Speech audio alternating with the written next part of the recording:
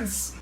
Welcome to the Pat Mayo Experience, presented by DraftKings 2021 Wells Fargo Championship. Bets, one and done. Picks, full preview for you. No DraftKings show this week. As you might know, the show is coming out a little bit later than normal. So remember, just as always, to smash the like button. Give me your winner in the comment section. If you're listening to the audio version of this podcast, rate, review, subscribe, all that fun stuff. We're going to be having some major giveaways for a major season, which is coming out in about 2 weeks. PGA Championship. We have a nice exhibition event with the Byron Nelson next week. I mean, every 50-1 winner counts all the same, but I mean, it's Byron Nelson. Who gives a shit? No one is the answer to that. Maybe Byron Nelson's grandson cares that the Byron Nelson is still going on. The rest of us probably going to take a pass on that. You might notice I am in a new studio.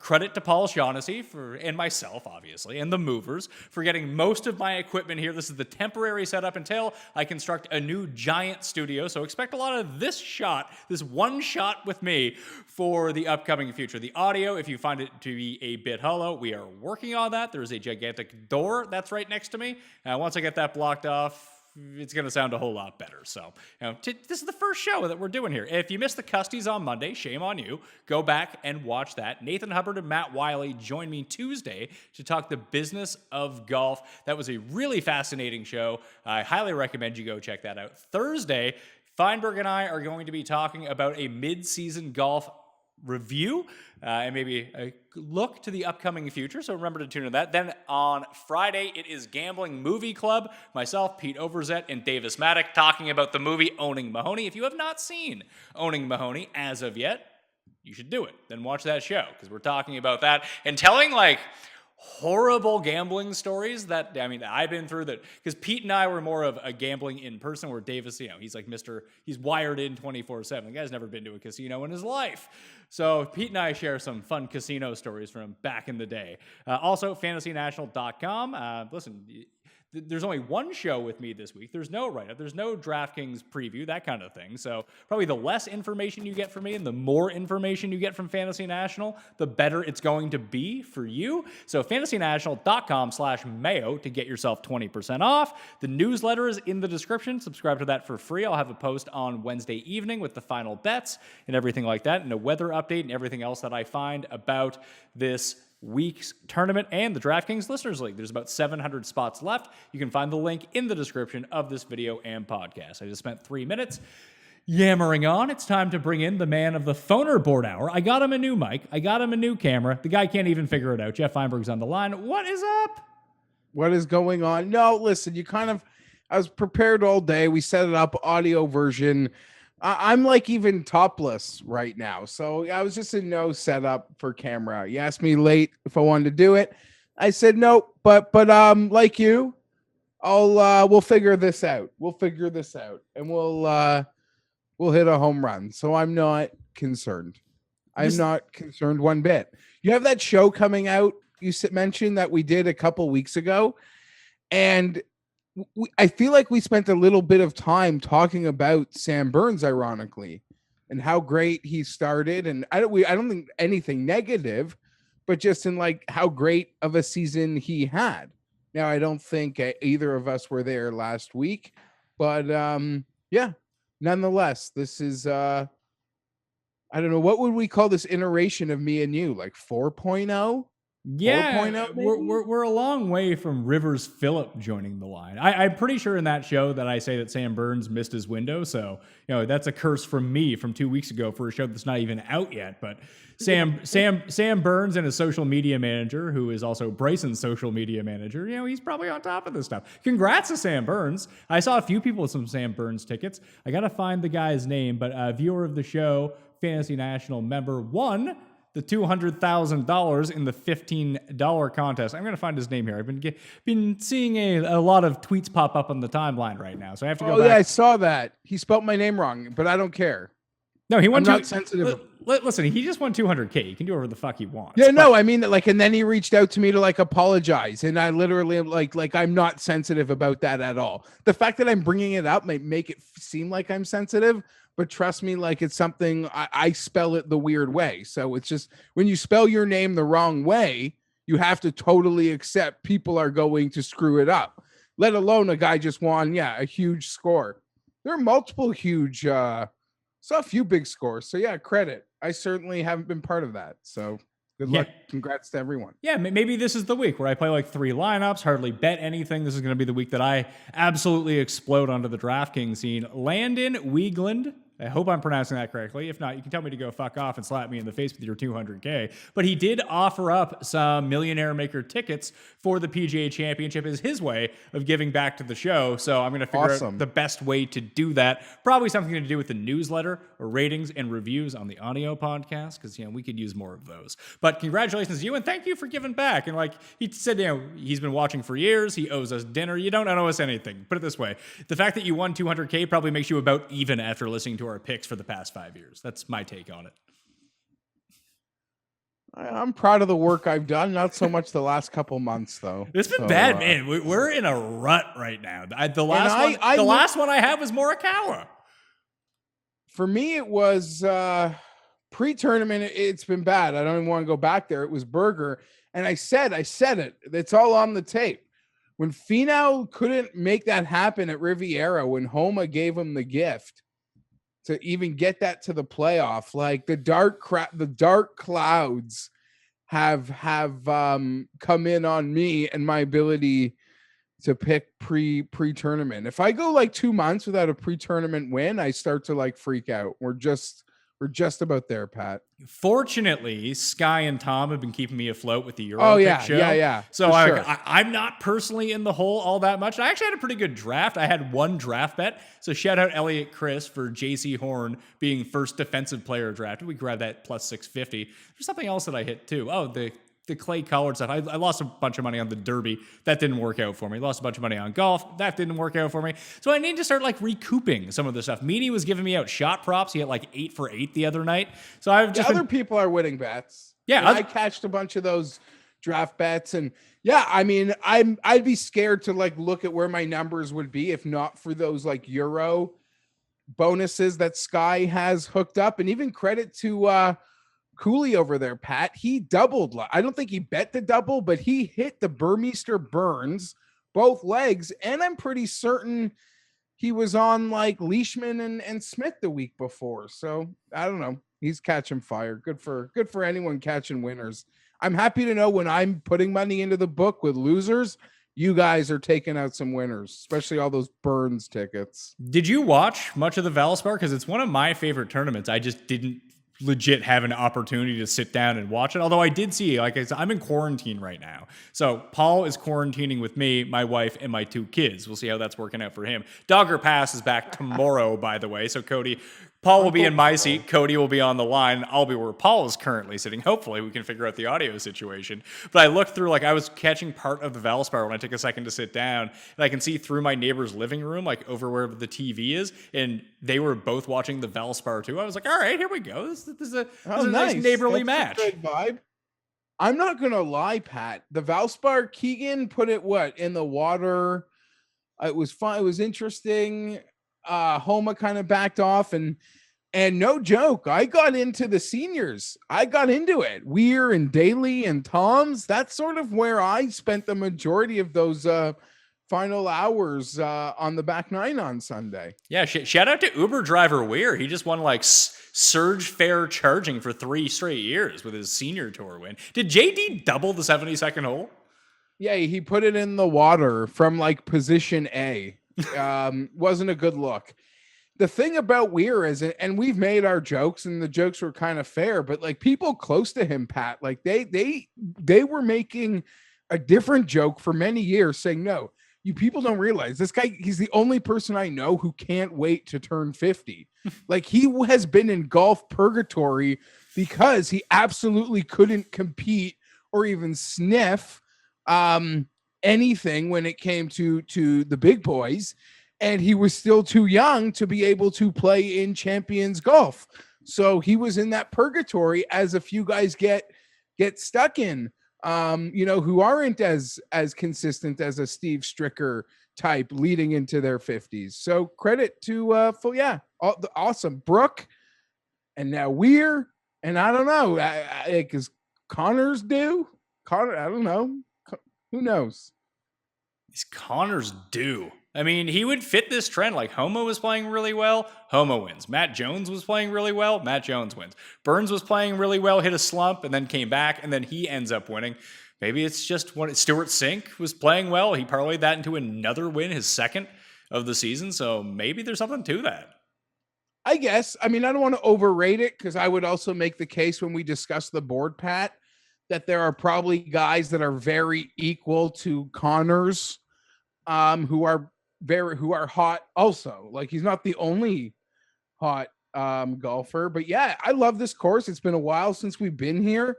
I certainly had no piece of that huge Homa win, but this is a staple event. And I always enjoy this one. Classic tree line course. I'm here for it. Yeah, tree line course need to be a bit accurate off the tee, but Bombers have had a lot of success here in the past. It is a par 71 that is 7,521 yards. That's daunting.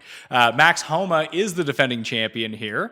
That was 2 years ago, and the year before that, I believe Brian Harmon ended up winning. But no, Jason Day won. The year before that was Harmon, but Harmon didn't win at this course. That was the year that the PGA Championship was at Quail Hollow. Justin Thomas won that year. I didn't look into the stats until right now from last week. I didn't realize that Justin Thomas led the field tee to green and lost almost 7 strokes putting last week. So he did everything. He did everything. So if we get into the faves for the tournament, Justin Thomas is the favorite. He is 9-1 on DraftKings Sportsbook right now. Rahm is 10-1. Bryson's 15. Xander's 18. Rory 19, Hovland and Webb are 20. We'll call those guys the favorites, 20 and down. I mean, just looking at those numbers, that really points to Justin Thomas more than anything than I probably could have looked at. No, I don't want to bet Justin Thomas. Those odds aren't big enough. I want to bet Bryson. Can Bryson win? Yeah, no, I was going to say the only two guys, well, I've bet someone that was 22 who you now mentioned at 20. I have bet Hovland.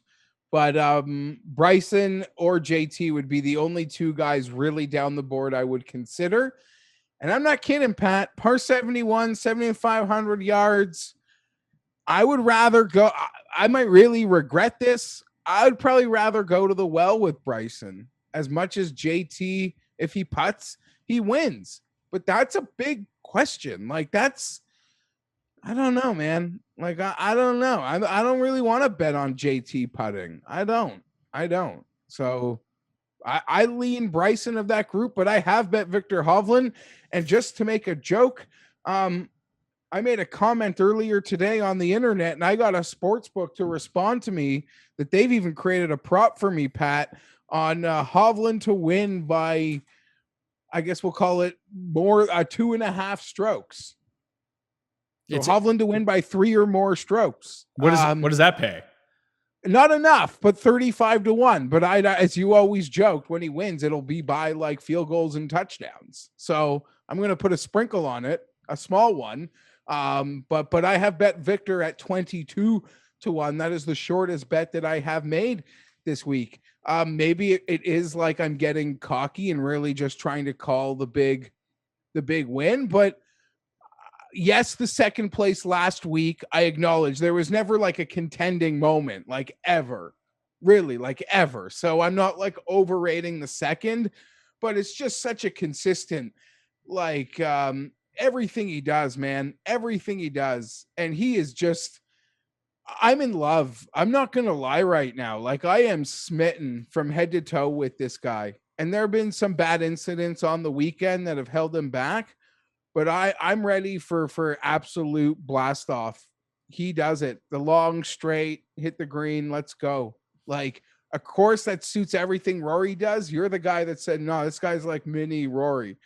It's funny they're the same price, but I'm in. My chips are in the middle for BDV. So looking back at the past champions, it's a kind of weird mix of guys. Remember when like JB, I mean, people don't know, the crossover course for this one is Riviera. Guys that play well at Riviera play well at Quail Hollow and vice versa. The Masters you can also look at probably as a tertiary course, and that's a very limited field. But JB has won them both. Max Homa has now completed that double. I think Phil has won here twice. James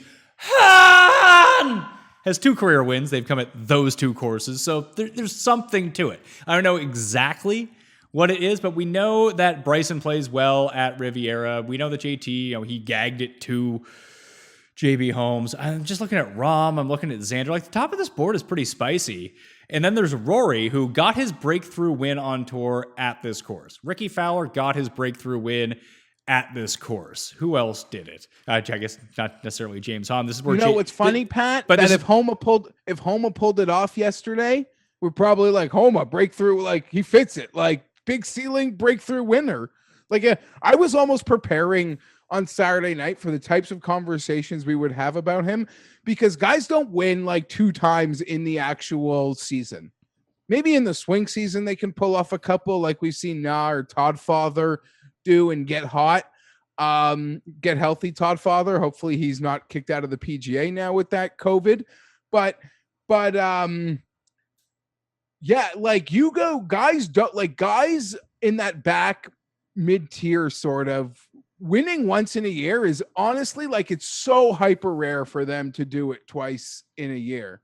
I know Kazire did it, but that might have even also been swing season. Yeah, that was OHL. Like, really? That was OHL and Sony. Yeah, it is. I mean, but Homa has it's 2, but he has 2 wins, but he has 1 here and 1 at Riviera.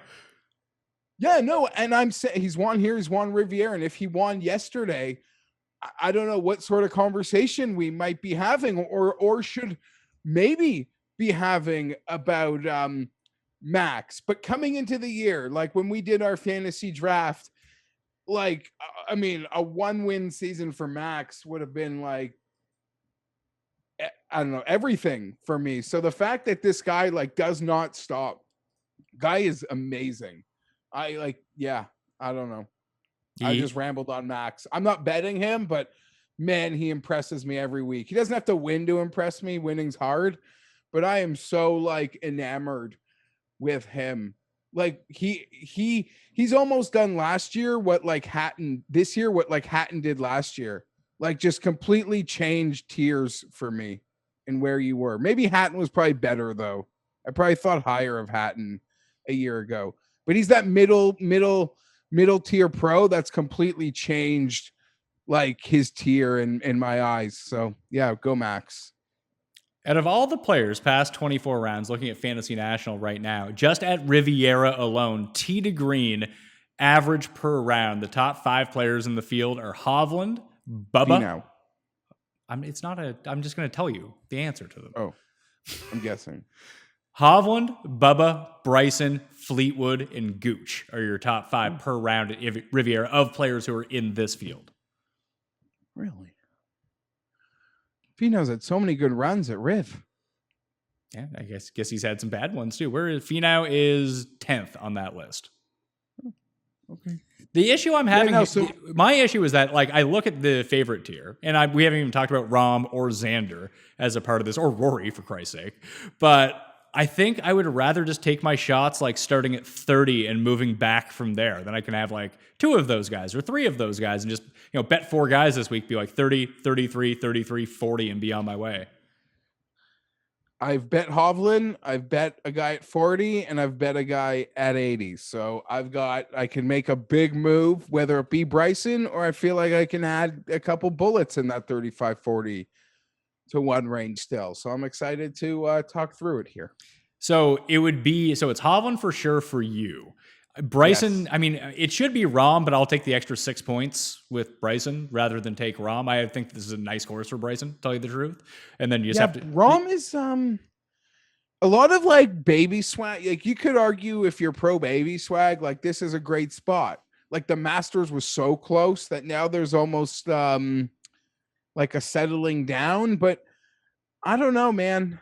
I don't know. I'm not there. At that short, I'd rather bet Justin. And out of all of them, I'd rather bet Bryson. But obviously, I love Rahm. But I'm not. I don't know. I'm not there. I mean, Rahm just continues to. He hasn't won yet this year. He hasn't won since the BMW last year. But I mean, this is one of the harder courses on tour. It's one of the longer courses on tour. These seem like Rahm courses. Like he won that at the BMW. What was the Olympia Fields? And he won at Memorial when they made Memorial play as difficult as possible. I would expect it to be hard this week. And he has 1 start, I think, at this tournament. Maybe it was that 2017 year he came 4th. It was 2017 that he came 4th. Yeah. How do you finish in the PGA Championship? I'm not bashing Rahm one bit. I find Xander interesting. was his last start the Masters? We've seen him since. Where do I feel like I've seen him? I think that was Zurich. it. No, he played. He was with Cantley, right? Oh yeah, they had the big final day. Yeah, no, I knew I saw him. Yeah, this is also like that perfect Xander course. I could feel it there. I've been thinking about him also, but I don't know.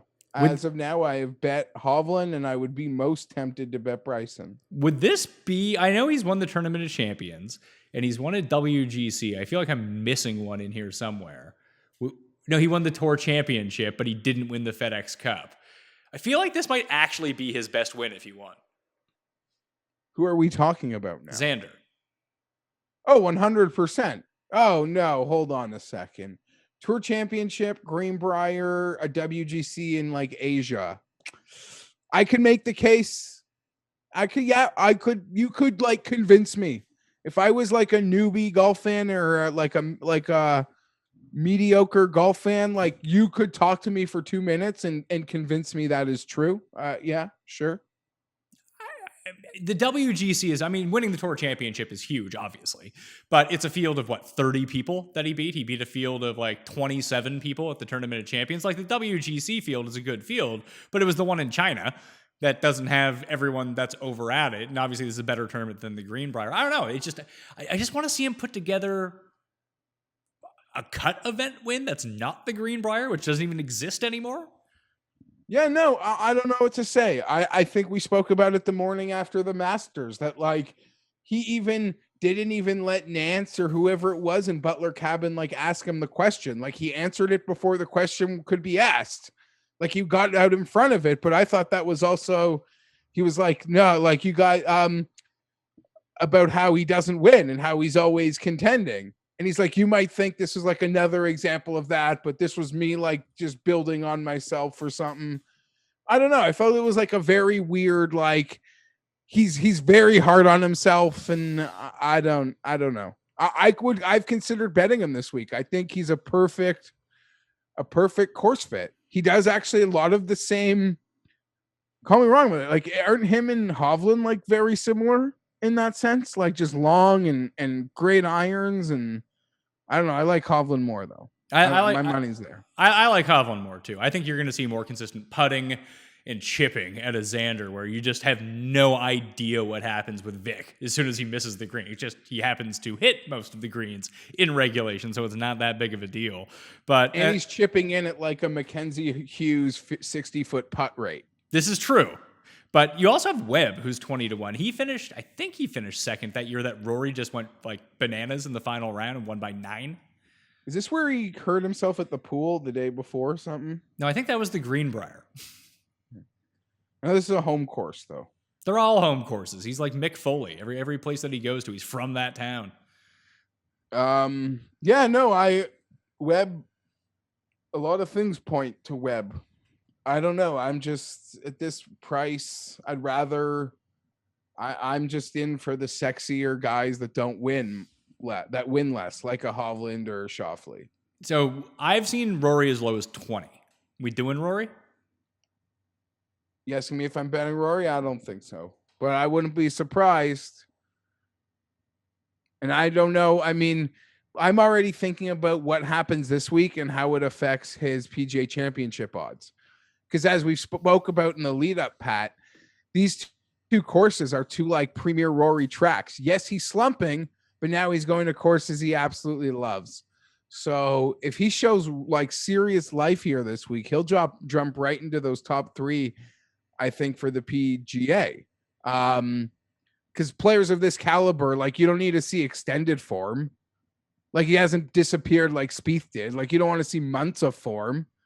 You're just if I see a sign of life, I'd be ready to believe it. But I don't know. Feels weird. I'd rather bet Victor. I have bet Victor. I stared at that Rory 20, and I'll keep staring at it. Yeah, I'm going to stare at Bryson at 15 or 16 in some spots, but I don't know if I'm going to get there. Let's talk this 20 to 40 range, because this is the one that I'm really intrigued about, because I don't want to have to make the tough choice in this range, because there's 3 or 4 guys that I really like, and I can just make my card of these guys. So it's Finau, who's Cuss pick for one and done this week, if people are wondering. Oh, sorry. Thank you for reminding me. Hold on, people. If you believe in the curse, this isn't like a logical reason to bet Hovland in reality, but he was cussed one and done last week.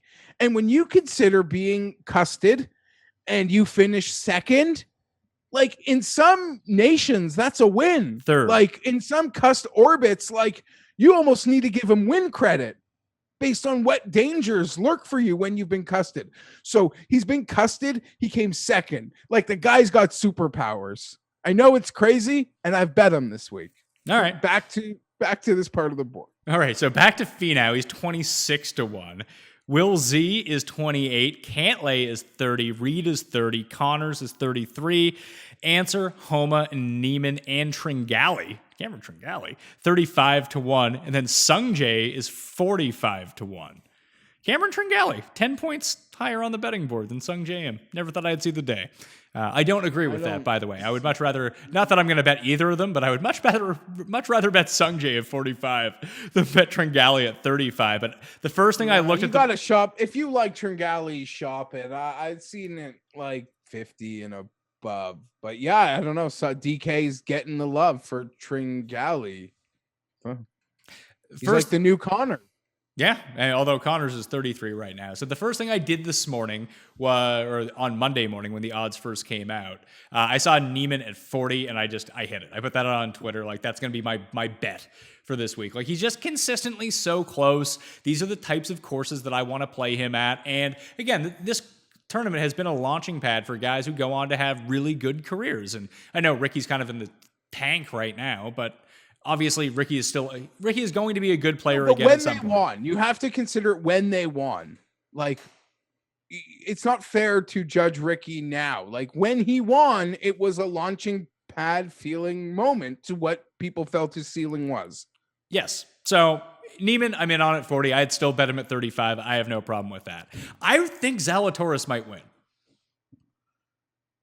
It's almost like 10 points more, but it's very similar to Victor, right? Like, it's just a lot of the same, just perfect, like piercing drives, immaculate irons, probably more consistent irons. I think he'd be pretty popular this week.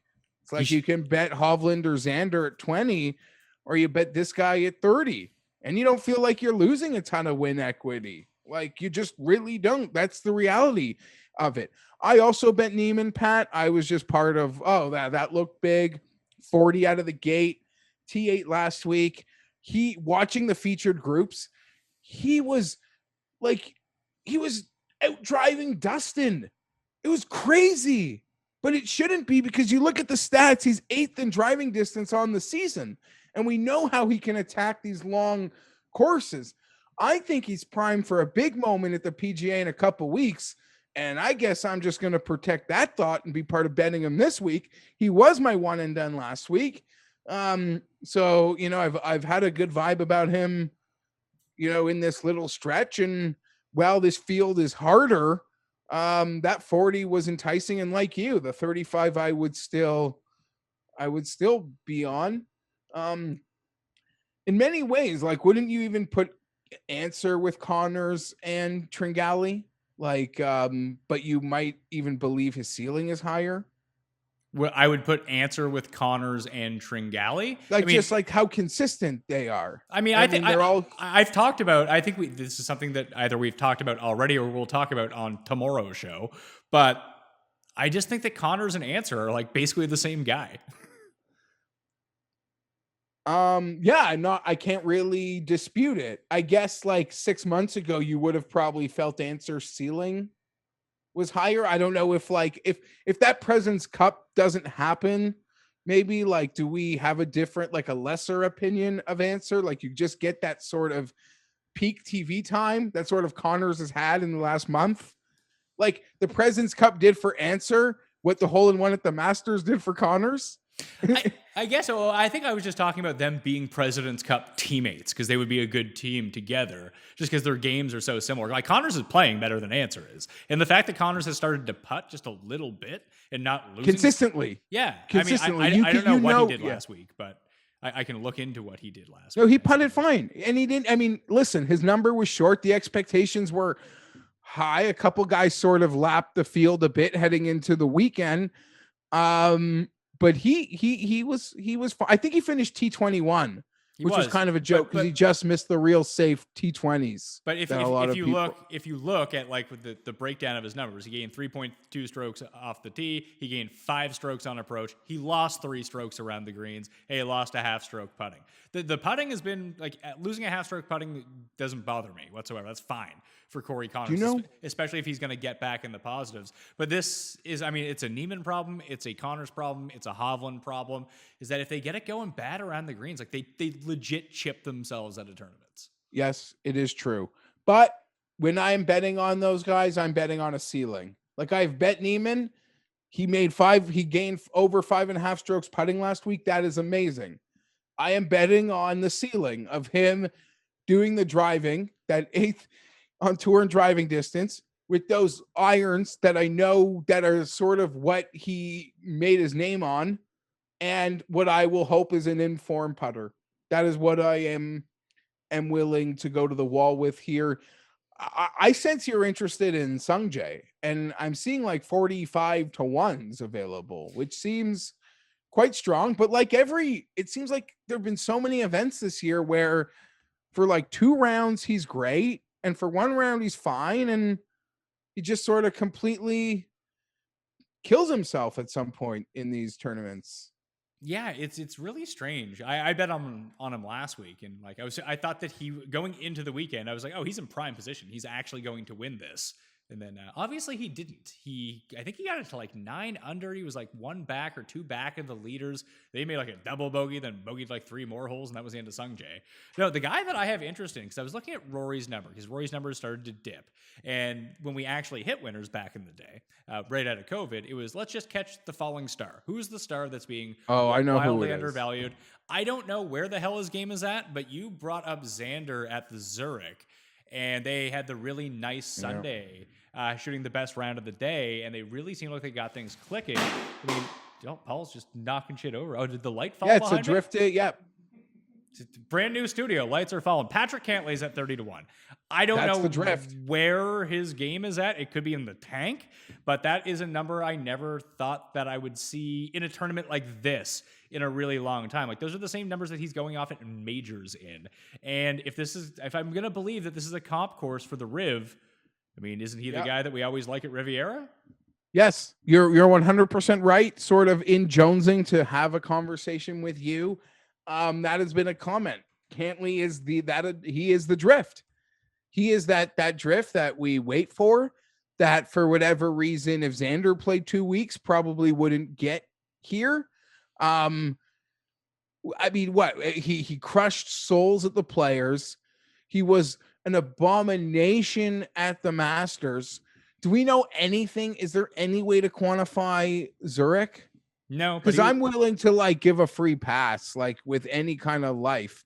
But yeah, as I mentioned to you, my card that had already Neiman and Hovland on it, I had in my head thought of potentially betting 2 of Finau, Zalatoris, Cantlay, Reed. Like just pick 2 of those guys in the 30s to win consistently. 2 don't. One's a bit of an unknown on his ability to win yet. But yeah, no, all those guys are attracted to me, and Cantlay being with them screams the best, probably, I mean, clearly the biggest drift, right? I mean, Zalatoris, Reed, and Finau feel like they've been stapled in this price range for a few weeks now into the season. Cantlay is entering it. And you mentioned that is where the wins came from, where we used to be half decent. 3 straight miscuts, because he also played the Heritage the week after the Masters and was terrible there too. So it's been a really bad go. But like before that, it's so good. So I don't know what's wrong with him. Is he hurt? Is he going through a swing change? I have no clue. But I'm going to see the 30. I'm going to bet that. So that's going to make Will Zalatoris 28, Cantlay 30. I'll shop for better numbers on these. And I'm already in on Neiman at 40. You're not going to find the 30 is the peak on Cantlay. That makes sense. On Cantlay, I want to say, and listen, Reed, sometimes you even think you could get a higher than the 30 on Reed, Pat, but you'd think that he would be discounted at some of these longer courses, but man, can he really sometimes play his best golf at these long, really difficult tracks. I'm not betting him. It's kind of gotten to the point where Reed winning feels like I've won money anyway without having to bet him. And I don't know. I'd rather bet. I feel like Cantlay or Zalatoris at this moment in time. But Reed, I feel like, again, going to be totally discounted, especially in all the games. Yeah, it's always tough with Reed. Like, these are the types of courses where he plays really well. Like, when he won at Torrey Pines, it's a long, hard course. That's where he played really well. I'm pretty sure that in the PGA Championship, when it was played here, he was inside the top 5. I think it may have been his first top 10 ever at a major. No, wait, did he win the Masters earlier that year, or did he win it the year after? Now I can't even remember what's going on with No, that was not the same year as... It was 2017 was the PGA Championship year here. I think it was he might have done... I think it was the first time that he finished inside the top 10 of a major, was that one. Then he won the Masters the next time the major season came around in 2018. I think that's how it ended up going down. I could be off on that. You guys have the internet. You can figure it out. But he was the last guy that I was thinking that if I go Zalatoris, Neiman, Cantlay, those are my 3 favorites. Do I just chuck Reed on there too? And those are my 4 guys. I don't. Listen, I know we kind of say that there's... I've got some names that I'm looking forward to discussing, but this doesn't feel like going much north of like 45 to 1 is going to find you your winner, Pat. I mean, it just feels like unless you can find your James Hahn or Derek Ernst, both winners here. I've bet 2 guys above 50 to 1. I just saw the names. I was like, oh yeah, sure. But let's talk the 50 to 100 right now. Is this field not the heart one of like just the way it's set up as pretty much that PGA Championship tune-up event? Like, I know we didn't get it last year, and the field here is never like weak. It's a lot of you almost just get that Carolina crew in showing up and then some. But this has to be the strongest Wells Fargo field in in years. Yeah, I would think so. I mean, I would have to rack my brain to go back and think about it. Has Bubba ever played here before? He missed the cut at the PGA Championship, and he missed the cut in 2013 at this course. He surprised me at Valspar. He's been playing great. I've seen a few people bet him. I think that's going to be real boom or bust. Like, I think it could end early, or you're going to have some fun. I'm not there, but I got nothing bad to say about it. He's playing really well. I only have one guy. Got the Riviera win. Yeah, he has the Riviera win. The only guy that I bet from down here, I got him at 110 to 1. He's 90 to 1 on DraftKings Sportsbook. That's fine. Joel Damon, I'm betting. Okay. The only bet I made was at, I want to say 90. He's now 80, is Matt Wallace. Oh, I thought you were going to say Ricky Fowler. He's 70, Matt Wallace, on DraftKings Sportsbook. I think this is a nice course for Matt Wallace. Yeah, he's got some nice runs lately, Pat. 3rd at Valero. He was where he was in that final group with Spieth, and we know how well he struck the ball that week. He was 4th going into Sunday at the Heritage, and then really fell off Sunday. So I'll just sort of say he had a really good week at the Heritage. He still stayed in the top 20, but he was T4 going into Sunday. And this is a course I would argue suits him more than the other courses where he's played well at, where he's just in form, and just a long course, a long, hard par 71. Whether, I mean, I could nitpick into his US Open at Bethpage in 19, or an API run, but I feel like his form on a course that actually where I believe he has the best chance to actually win events. So I'm in on Wallace. Okay. I mean, I can be sold on Wallace, but I think I'm going to go back and hit that like 30 to 40 range a little bit more. So it leaves me kind of barren here, considering I've already I don't really want to do much back here. Yeah, is there anyone that kind of stands out? Like, do you just go back to Keegan and hope this is the week? I mentioned Fleetwood popped up. It's really not hard to twist your arm to get you to bet Tommy. Nope, and it's 70-1. That is pretty big. I think he's right around Ricky. I've seen some love for Griot. I can't bet there. I'd rather just bet Keegan. I don't know why I'm comparing them, but other than the fact their number is the same. I don't know. I think Rillo will play great, and then he'll just give a hole the middle finger on like a 7-footer that didn't break how he needed it on the weekend. Well, Fleetwood's super interesting to me because I think Tim used him as the one and done at the Heritage. Remember, he was like 5 over at the Heritage after round. Yeah, then one? he had a great battle on Friday, but came up short, right? Yeah, I think he had almost like the round of the day on Friday, and he was pretty good with Willett at the Zurich. Listen, 70-1. Yeah, that's what I'm thinking here. Oh, yeah. All right, I'm in. I'm in on Tommy at 70. You can have Wallace. I'll have Tommy Fleetwood. I'll use your own guy against you. No, I'm not. I'm going to bet Tommy also. Okay. So Tommy boy, 70. You said you didn't have to twist my arm too hard to make a case. I don't. Yeah. I'll find a better number than 70 too. I guarantee you. Oh no. Really? 54? Ugh. I don't think you're gonna, man. 70, I've looked at the board a bit this week. I 70 always is try the to number. find where my guys are in case I want to go to them. You couldn't sell yourself on Ricky at the same number? I'd rather bet Tommy, but I don't know. I could make a donation to in the name of charity. What's the charitable partner of this week's tournament? I can donate to them. I like to do that when I'm betting Ricky. I don't know, man. Ricky. I'm not betting Ricky. I'm just putting that. Yeah, that just seems like such an enormous ask, right?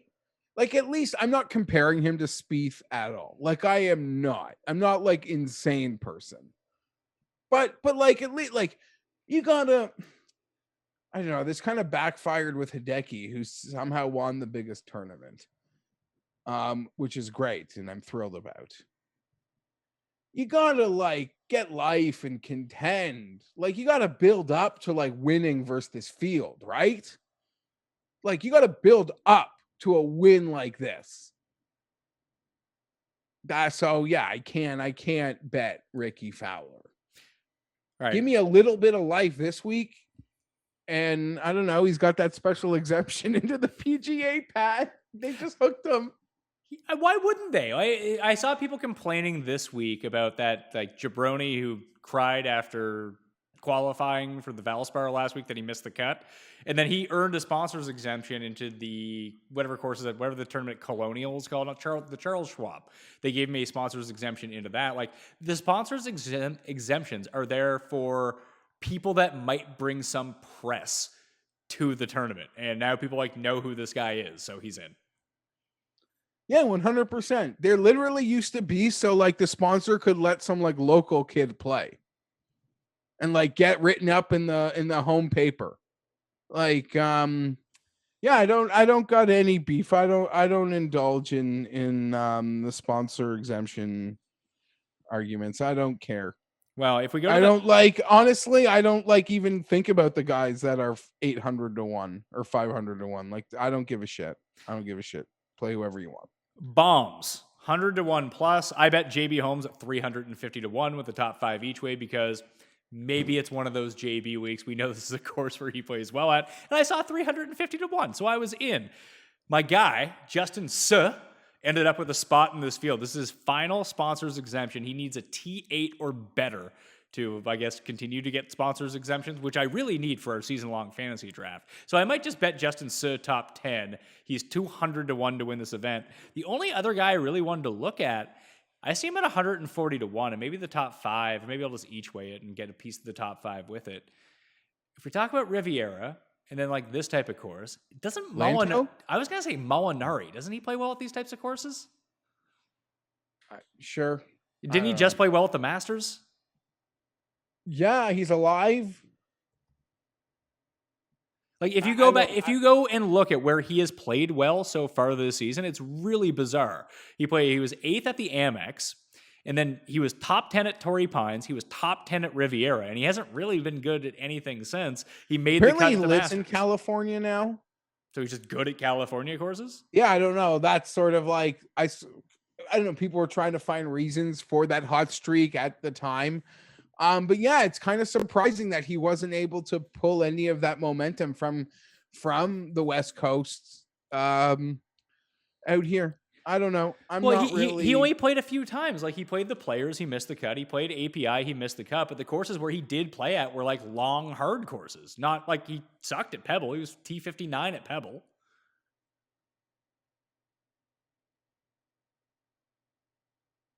I'm not ignoring you. I haven't left. I've got nothing to add. Just in front of 100 to 1.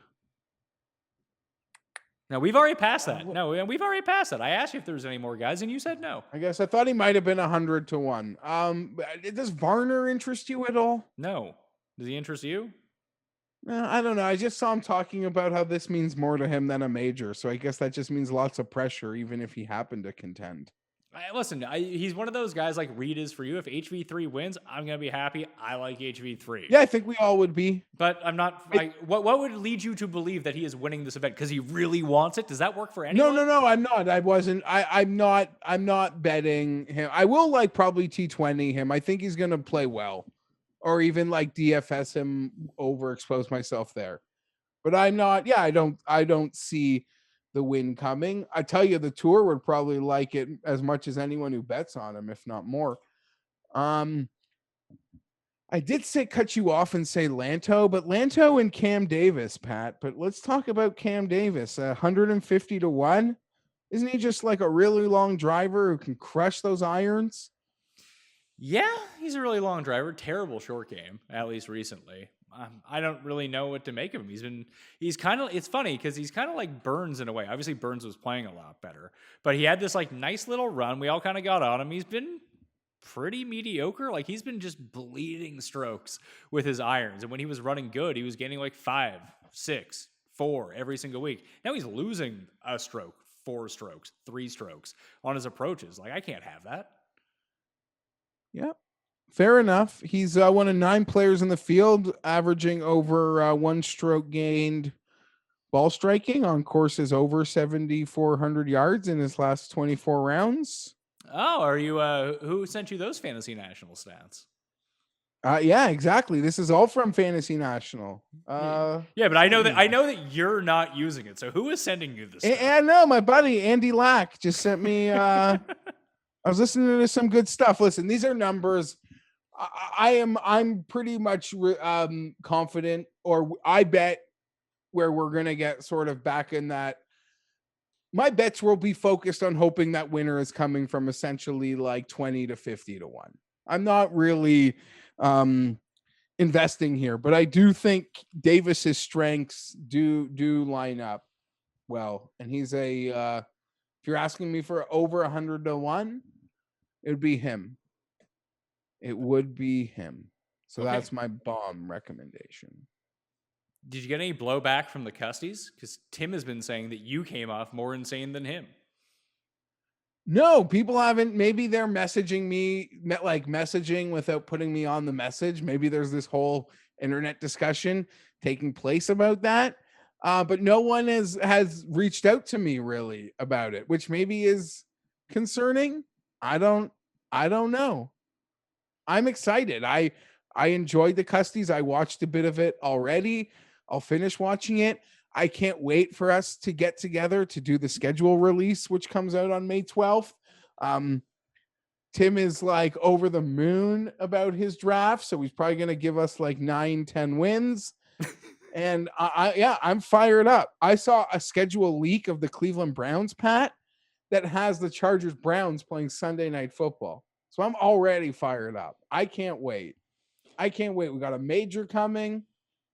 I'm good. So we'll do the schedule release show next week. So we'll film that next Wednesday night. So that'll come out on Thursday or even Wednesday evening with Cust. I'd like to have Cust in studio, but I am still under 14-day isolation. I don't have a set that's big enough it's barely big enough for me to fit Cust on here. Would just not be good news. We were gonna film a thing where I put my camera underneath the stairs in my basement, so it's farther back, so I can have some depth in the shot. But we were gonna make that the Cust corner down there underneath the stairs. This creepy little room that's underneath there. We can film him hiding out like he's fucking Mankind or something.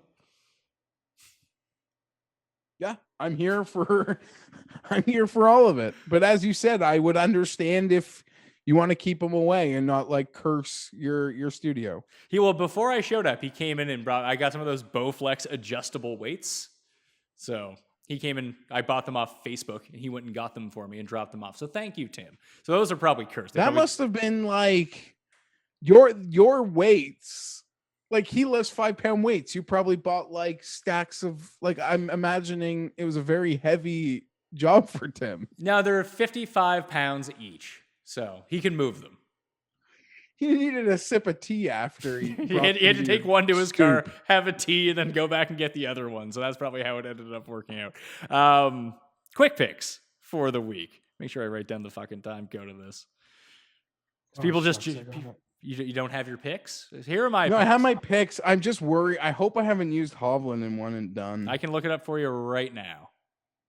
But I don't know. I guess I'm ready. I could start. You have not used Hovland in the one and done. So yeah, that's the one and done because I'm gonna bet him to win by 3 or more strokes at 35-1 on top of my 20-1 or 22-1 Hovland wager. I've also bet on Neiman at 40 and Wallace at 80. So those are 3 bets that are in. I can do anything I want, and that's either going to be dropping the hammer on Bryson. That's the guy under 20. I think we're battling with the big names this week. So I'm either going to drop that hammer or I'm going to just pick a couple guys. Willie Z, Cantley, Finau, probably would be 2 of those 3. So Bryson or 2 of those other 3 are probably going to rake out my card. I'm not wasting money down the board. We've had Sink and we've had Burns, and I don't know what's going to happen next week at the Byron. That's you joked off the top. That's exhibition. But we're back to big game hunters hunting the checks and the trophies. Can we get a number on Dustin Johnson at the PGA Championship? Because I looked into his numbers. He was the one guy that I was kind of following. I was like, oh, he's back. He just needs to putt now. Yeah, he did a lot. I watched a lot because he was in the featured group and in Thursday, Friday. Yeah, it seems like it's all creeping towards winning because we know Dustin. I mean, the people should hope when he wins one, there's usually another one that's going to come quickly after, right? He doesn't just win one standalone event. It feels like he wins. He wins in clusters, but I mean, he hasn't won yet this year. That would end his streak if he doesn't win. So one of them is coming for him. So here's my card. I got Zalatoris, Neiman, and Cantlay 28, 40, and 30. Tommy Fleetwood. I talked myself into him at 70. Yeah, I'm betting Fleetwood. Yeah, there we sorry. Go. I got Joel Damon 110-1 with the each way. Molinari at 140, JB at 150, Justin Suh top 10. And then I might go Reed or I might go Bryson, but I may go neither at the same time. I'm going to pick one of those 2 or none of those 2, but that's where my head is at right now. Subscribe to the newsletter. It's free. It's in the description. I'm going to release my betting card on that on Wednesday evening, so you can check that out along with the weather and everything like that. If there's a DraftKings guy that I find or someone tells me about, I'll throw them out there for you guys. So, I got to switch up. Oh, I bet Guido on the European Tour too. Just the only bet I made in Europe. And I think I might just have a one-man Guido card. And they're in the same course. It's so weird. I don't know. He's the only guy I feel like I'm beholden to at the moment. And I don't really care to bet it because I think I'm going to be overexposed with losers on the PGA. Yeah, I mean, that tends to happen. I should be trusting. Tune in to the European Tour Picks and Bet Show on Mayo Media Network. Subscribe to Mayo Media Network, by the way. Like the episodes as well. But Tom and Sky came out with that show on Monday evening. broke it all down. It's a very short show. It's like 28 minutes, I think. So go check that out. You can subscribe to their podcast as well. I'd highly recommend it. Now, I mean, we're not gonna get we're not gonna get a Skyfecta because he lost last week. But 3 or 4 wouldn't be so bad. Yeah, he's just running. He's running hot through the Canary Islands. I don't know, man. I thought I was going to win. I thought I was going to win going into Sunday. My guy, Big Cock Croc, was like 3 shots back. I was like, let's fucking go, pal. And I think he shot like +2 at the easiest course ever. Fuck is betting this guy? Who? I'm trying to find a good Fleetwood number, and all my books have like really bad ones, Pat. I got 70 sitting in front of me. You want me to bet it for you? That book has a 70? Yep.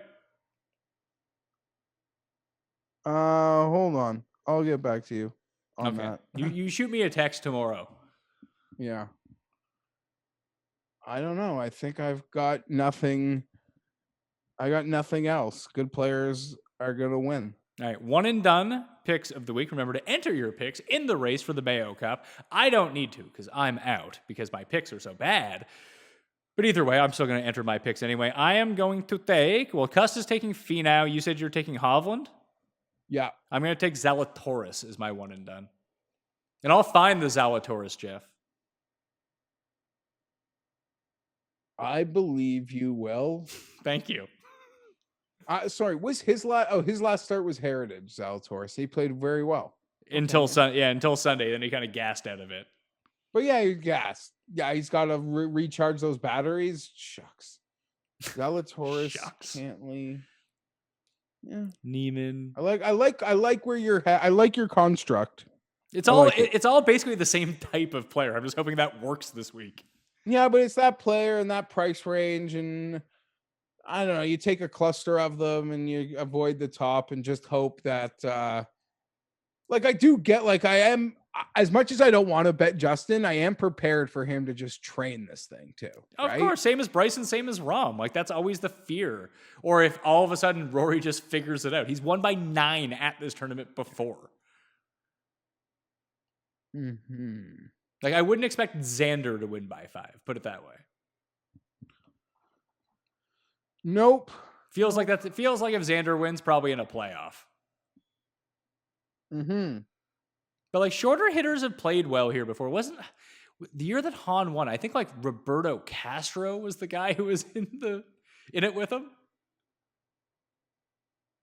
I don't remember. It's all right. Thank you for doing this. We'll get the video up and running next week. We got to work on our flow as it comes down to it. With you being on the other line, I can't see what you're doing. You sound like you're on your phone the entire time, but I can't even see because your video's not on. Yeah, no. I guarantee you, it just knowing you for the past 3 minutes, you've not been listening to what I've been saying. You've been searching for Tommy Fleetwood numbers. That was happening 6 minutes ago. The last couple minutes, we have been exchanging words. Okay.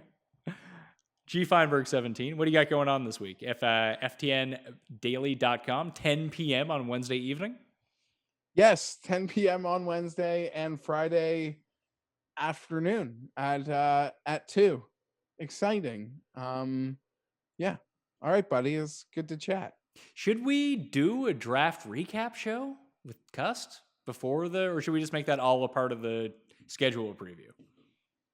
I don't know. I mean, I'm he could pretend he's watched a ton of the players. I have a lot to say, but I don't know anything. I've just being told to be pretty happy, so I'm happy. That's good. I mean, I don't know fucking anything about this stuff, but I'll have my opinions on it because that's never stopped me. I just did an hour on golf, me and you. What do I really know? Nothing. I never hit a winner, but I get paid to talk about it, so I'm going to talk about it. But I do. The schedule is so much fun to talk about.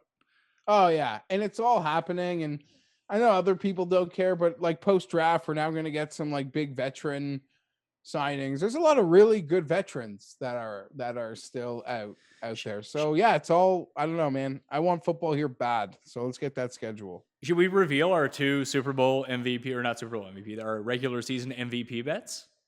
I want to save it. Well, Cust isn't going to watch this show, so he's not going to know who we're betting. Okay. I did bet it very small. just for shits and giggles. So you bet Sam Darnold NFL MVP, and I will follow you on that. I'm also going to bet Tua NFL MVP just to see what the Ander curse has going on. Like if you watch the Custies on Monday, Tim talked about how, like the Olympics is going to be so great. Then we said, if the Olympics gets canceled again, it's not going to be a good look for you, Tim. It'll be like the Ander curse of the year. I saw like 8 people tested positive who were like the torchbearers already. Like it's not great. Not off to a hot start. No, I also just want to like quickly put it out there. It's a very small bet. Darnold 100-1, and truly just testing like the true powers of the Ander curse. Former 2nd overall pick, now in a new spot where I mean, talk about an actual bomb squad, Pat.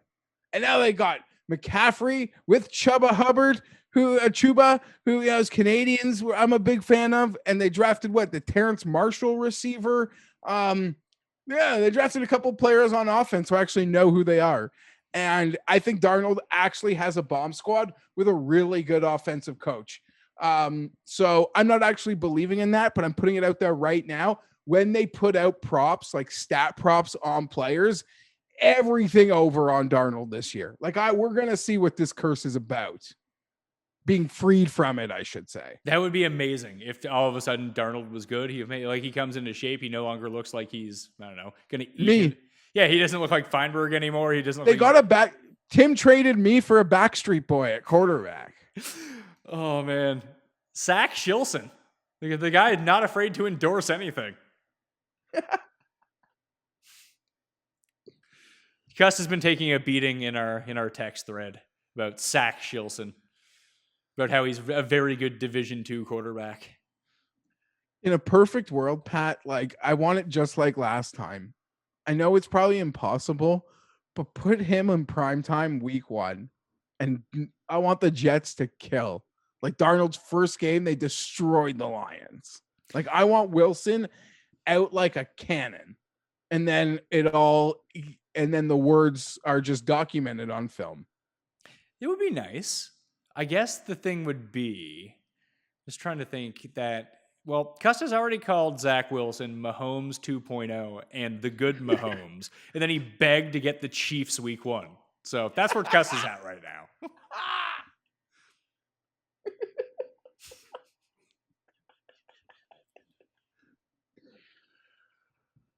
I'm actually terrified of the league making me like a sacrificial lamb to the Chiefs week 1. So happy Tim wants it. All right, that will do it on the Pat Mayo Experience from the new temporary studio. And when I say temporary studio, it's going to be this way for months until I buy a new studio, create a new studio, get it designed, have the big set so we can fly Geoff in, pandemic over. I'll probably jazz this one up as we go along. I'll fix the audio and everything like that. I'm pretty sure it is that door that's right there in front of me that has no door on it as of yet, because that's the thing, Geoff. I told you, like, when I was moving here, we had to do the you bought it as is, Pat, and you just showed up the other day. Didn't see the house before I bought it. Walked in, and I'm stuck here for 14 days. I'm not allowed to go anywhere. So people can, like, drop stuff off. I'm not allowed to have contact with them. I got the Pogie coming in on me every single day, like, checking in, making sure I'm staying in. It's just an email form. They're not actually showing up. But, I want to not give people COVID, although pretty sure I've tested negative at this point, like 300 times. But like I can't go out and get something to block the door. I have to wait 2 weeks before I can do that. Yeah, I hear you. Like I wanted some Gatorade, but I can't go out and get Gatorade. 7-Eleven's on like Uber. It is, but like there's something about paying like $5 per bottle of Gatorade that like I just don't want to do. All right. Well, I don't know. Put it on someone's grocery order and nothing like, and then get that stuff ice cold. It's such a weird thing to say, but if you're craving a Gatorade, like that's a craving that sometimes just needs to be quenched, man. Like I know the feeling. Yeah, I'll just have a giant glass of like really cold water, and I think I'll be all right. Anyway, We've kept it too long. I'm Pat Mayo. Yes. Thank you all for watching. You can follow Geoff on Twitter at GFienberg17. Follow me at ThePME. Sub to the newsletter. Play in the Listeners League link. Smash like, rate, and review. And check out all of the shows that are out on the Pat Mayo Experience and Mayo Media Network feeds all this week. The Custies, The Business of Golf, the Midseason Review, and then Friday, Owning Mahoney, Movie Club recap. So go watch the movie. It's on YouTube. If you type it into YouTube, Owning Mahoney, with Philip Seymour Hoffman, by the way. It is the first movie in the Gambling Movie Club. And at the end of the show, you'll find out what number 2 in the Gambling Movie Club is going to be. So there's a tease for you, okay? I'm Pat Mayo. Thanks for watching. I'll see you next time. Pat Mayo Experience! Experience!